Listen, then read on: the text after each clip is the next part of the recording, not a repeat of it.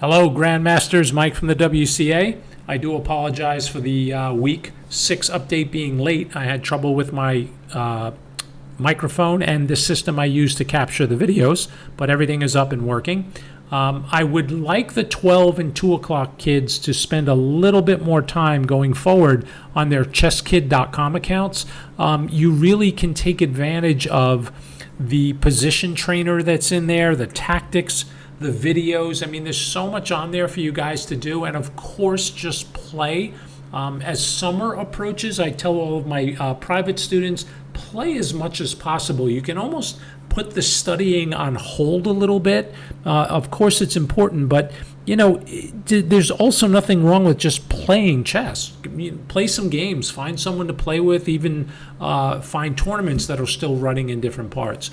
Anyway, so for now, let's click the home page. So whenever you're on chesskid.com and you click that home page, you'll obviously come to the front, but more important, I'd like you to know the path to get to the certain workout sections. My favorite is just to click library, and you'll see here the workout section, which is something I want to demonstrate today. And of course, if you click home again, the other one that I really like a lot is the puzzle section. So today I'm not going to be doing a puzzle demonstration. If I were, I would just click start, and there you can see it would be white to play, and I would have to solve this puzzle. Okay, for today, again, I'm just clicking home. I want to concentrate on these workouts again. To get them, you click on library, and then lo and behold, right here, there is the workout section, and it says play set positions. So these guys have about, I don't know, 30 or 40 of these set positions that you get to practice with. So if you're a real beginner, then you can start with a 2-rook mate, and they tend to get a little bit harder as you go down the screen. Here's the queen and king checkmate right here. Very important how to learn how to draw with these kings and pawns. But let's go to page 2, and you should be able to do the same exact thing with me.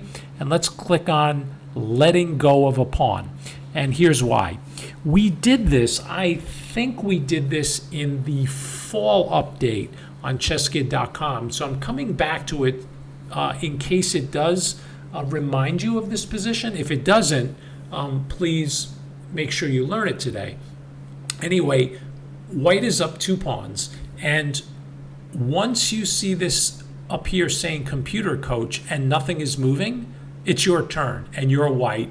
You can tell because you have the A1 square down here on the left. So how to win this? I want to make a mistake first on purpose. And every time I say the word purpose, one of our students thinks I say porpoise. So I'm pointing right now, and I really don't want to tell you why. Anyway, that's a really bad move. It's stalemate. Okay? So underneath this, there's a king on the F6 square. So I just stalemated black, and the machine says, oops, game over, draw by stalemate. Don't click new game if you want to play again, because then it will take you back to the first page of the workout section. What I like to do is you can just click the back button. I don't think you can see me clicking that, and that'll take you right back to letting go of a pawn. So here we go. You guys remember how to win this? You have to be able to take opposition with your king, whether it be direct opposition or diagonal opposition. And what does that mean? Well, let's take a look. If you solve this, you remember that you need to give away a pawn here. So now that you know the answer, why don't you pause your video and see if you can kind of find that move in your head, and then see how the game is going to continue until white queens. So you give away the pawn, promoting to a queen, forcing the black king to take. Once the computer takes, you have 2 winning moves here. One is to put the king on H6, which is taking direct opposition, and another cool way to win is to take this diagonal opposition. And opposition, guys, is normally when there is an odd number of squares between the kings. So here, this is diagonal opposition, and there is 1 square in between, which is an odd number. This would not be considered opposition, and this would be considered distant opposition. You see the 3 squares in between the kings? Okay, my king is here on g5, and I can move into either place and win. So let's go to this square first. Once I play king f6, I get to play the squeeze, which forces the king out, and now we have a very nifty mating pattern here. I haven't used the word nifty in a very long time. We're going to promote the pawn to a queen, and I like this finish because it's mate in 2. Everyone should know this pattern. I bother you so much about this in class that by now you should all know it. Mate in 2. Stop the video. If you don't figure it out, no dessert tonight. Check, force the king back up the board, and there is checkmate. Says game over. I can click new game and go back to the front page, and that's what I'm going to do.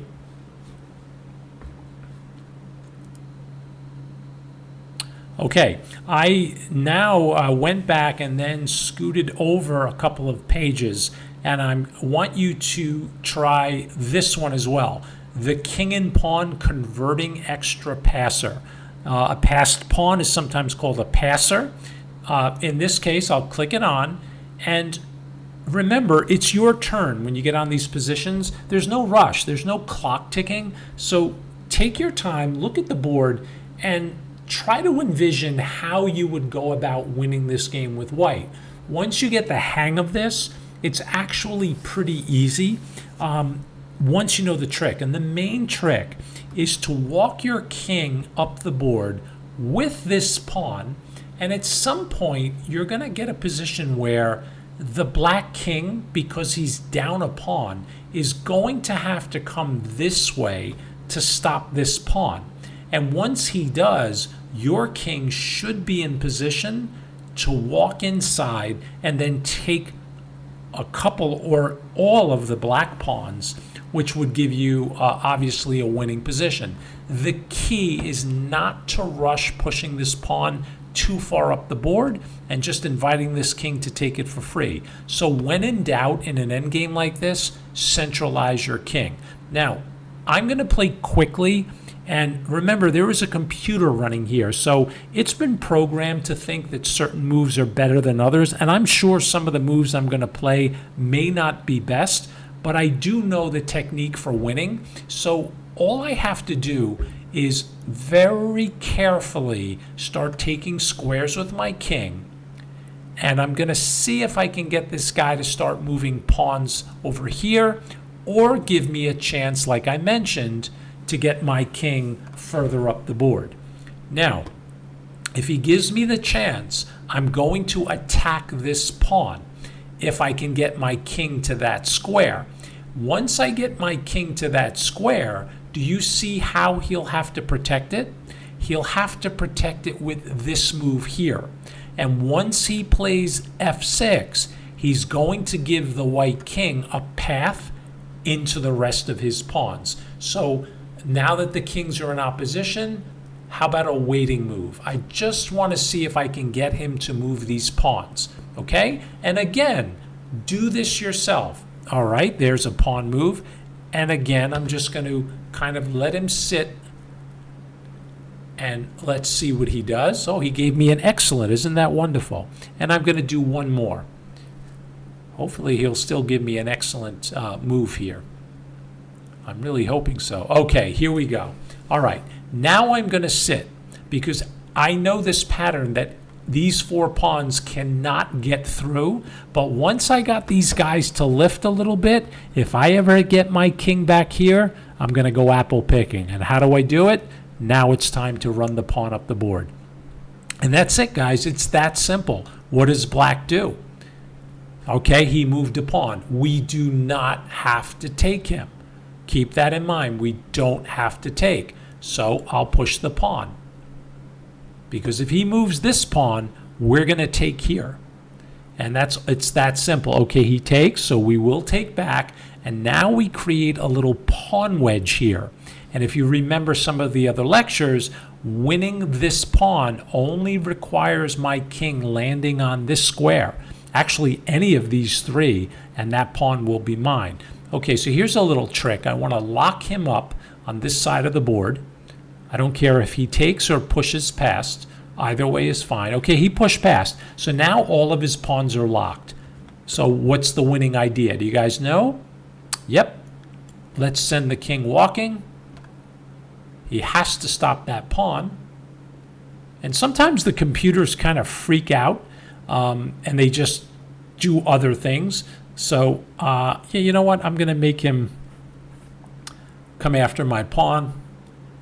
And just for fun, if he tries to stop my queen, I'll make a queen so the king goes all the way to the top of the board. And then you'll see how the technique works. Once the king takes the queen, we simply go apple picking, and this should work out really nicely for us. I would recommend practicing this over and over again until you can do it in your sleep. And trust me, the machine will occasionally play different variations.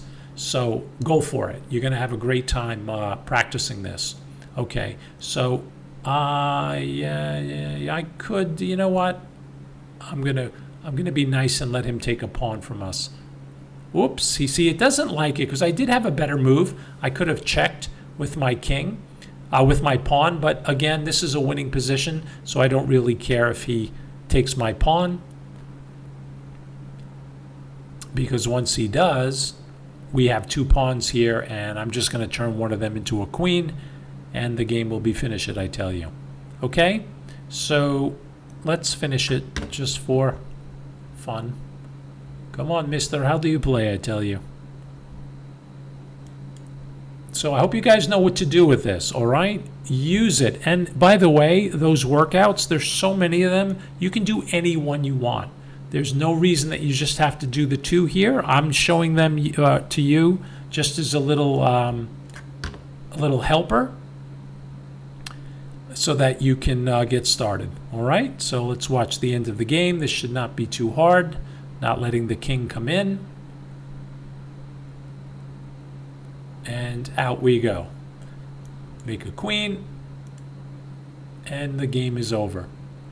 So I'll show you another little trick here, by the way, for tournament play. When you have a chance to make an extra queen, and please, you do not need that. But if you can see this stuff in your head, once this queen is cutting the king off, you guys see that he'll never cross that 6th rank, right? So just get your king out of the way, like this. And again, this might not be the fastest way, but I'm just showing you a pattern that you'll teach yourself if you guys practice this. You know, it's like set up the positions, play them out, and mess around with them. Sometimes under promote to a rook, maybe even to a knight sometimes if you still have another pawn that you can turn into a queen. The king can never come this way. Do you see the winning plan? We're going to make a queen, check, and then mate.